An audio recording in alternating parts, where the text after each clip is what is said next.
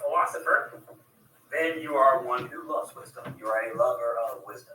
That's what it means to be a philosopher. Now, we could probably talk about love and what that means all day, but the one thing we really should concentrate on is wisdom. And okay, I love wisdom, or you're a lover of wisdom, but what is wisdom? Now, some people say things like this. Well, wisdom is knowledge, knowing things. Maybe wisdom is knowing things, but as we'll start to see in philosophy, when we say wisdom is knowledge, my next question will be, well, what is knowledge? Okay, well, then someone may say, well, then it's truth. Knowledge is knowing the truth. Okay, well, that's good. Maybe it is knowing the truth. But in philosophy, we'll see, well, what do we mean by truth? Some may say fact, but we can still ask the same question. Obviously, we are trying to dig deep into life in some way, trying to figure things out. Now, what are those things we're finding out? What are the things we're going to uncover? What are the things we're seeking? That we'll have to see is actually a very interesting question, too, because philosophy has a few things to say about that. But in general, philosophy means to be a lover, the love of wisdom, and a philosopher is a lover of wisdom. Now, let's get a little more let's get a little more specific about this, all right? Okay, so the love of wisdom. Now, what is it that I really, really do? And basically, if you take any intro class, they're going to say something like this. Philosophy kind of asks the big picture question. What does that mean, okay? We ask the big picture question. Big picture question. Now, what does that mean? And basically it's this, is that philosophy looks to understand this thing right here, whatever this existence we may call it. We don't want to assume too much. I don't even want to say the physical world. I mean, everything that could possibly be, whatever existence is, being, what we're looking at is, what is that? Okay? What is it? What is the existence as a whole? That is what the big picture question is. What does it all mean in the end? All right. We could put it like this. If I were going to try to define it specifically, I would say something like this. Philosophy tries to gain an understanding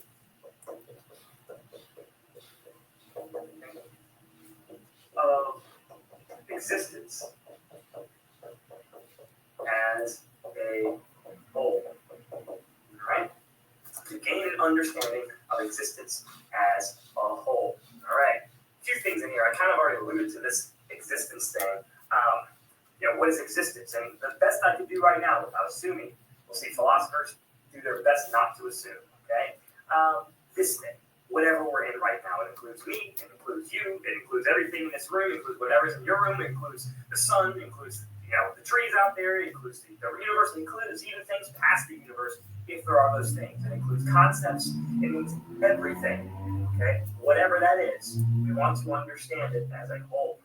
Now, what does it mean to understand it as a whole? Basically this, we want to understand it in completeness, in its totality. What does it all mean? And the end all be all. What is everything? That is what philosophy, I think, as its major goal tries to do. This is what we maybe call metaphysics. Okay, the metaphysics is basically the limits and boundaries of all existence, and I will bring them up in a later section as well. Okay, so this is we'll see this philosophy basically is a metaphysical, a metaphysical type field. Now, we'll see that metaphysics aren't the only things we talk about, because once we start talking about that, we get into problems with things like knowledge, the problems with things like logic and ethics and aesthetics and many other things, okay? But for right now, we can keep it like here. To also help with this idea, we might be interested to bring in an ancient Greek philosopher named Aristotle. Many of you probably heard of Aristotle. He was taught by Plato. Plato was taught by Socrates. And Aristotle also taught Alexander the Great. Okay? Aristotle claimed philosophy did this.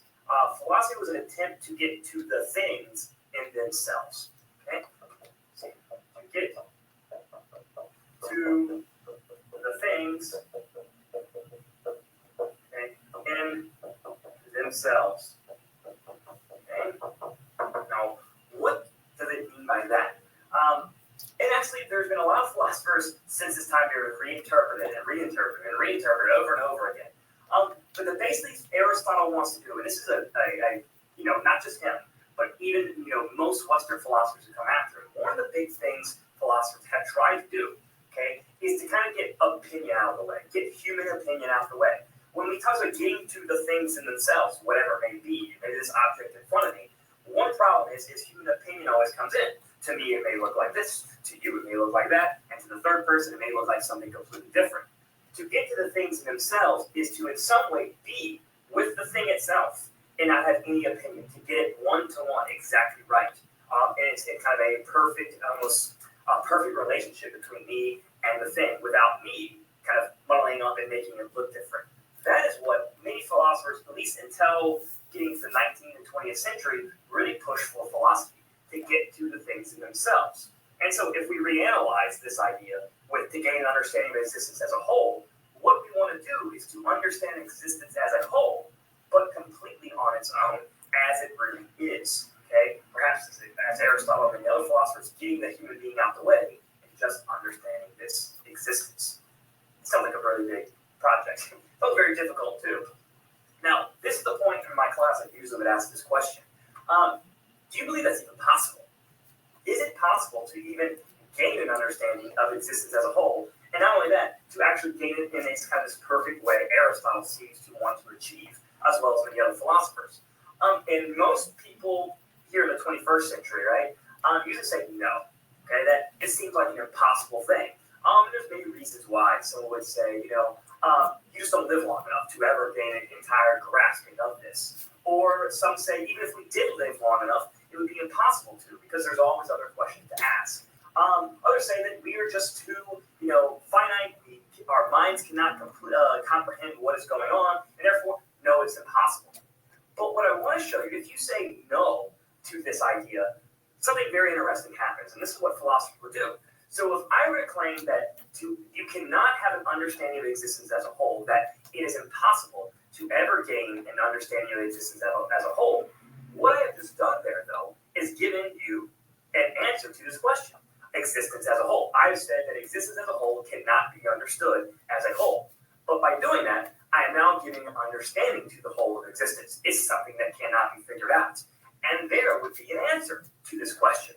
Now, what we would do next is philosophers say, okay, well, if we understand existence as a whole as something that cannot be understood as a whole, and that's how we look at it, then what are the consequences for everything else? What happens to metaphysics now? And what happens to logic and ethics and our relationships between each other and what this is, if this is the case? Are there certain things we can't know? Does it completely make everything now total, anything could be anything? But that's what we have to look at next. And that is what philosophy does. Okay? Or at least a little part of philosophy, right? Okay. Now, the next part, and this will be kind of our next section, we'll end this section here for now. Where we have to go next is philosophy isn't the only, we'll call them fields, okay, that try to do this. There are a few others that try to do this. One is mythology. You could put here is one you're probably familiar with, mythology. One that you're probably first thinking of is something like religion, okay? And some of us say, well, mythology and religion are the same thing. In the next section, we will distinguish between them. The other big one, as we'll all know, is science. And so in our next section, our key thing will be is to explain how a philosopher may look at all three of these and compare them to philosophy and show what is the difference between mythology, religion, science, and of course philosophy. And a really big question we'll see with science is, does science come along and really answer all the major philosophical questions that we used to worry about? And therefore maybe philosophy is debunked, or to kind of change a Nietzschean quote here and say philosophy is dead. We'll take a look at that. Of course, I'm a philosopher. I wouldn't say something like that yet. All right. But for now, that ends section 1. Thank you very much.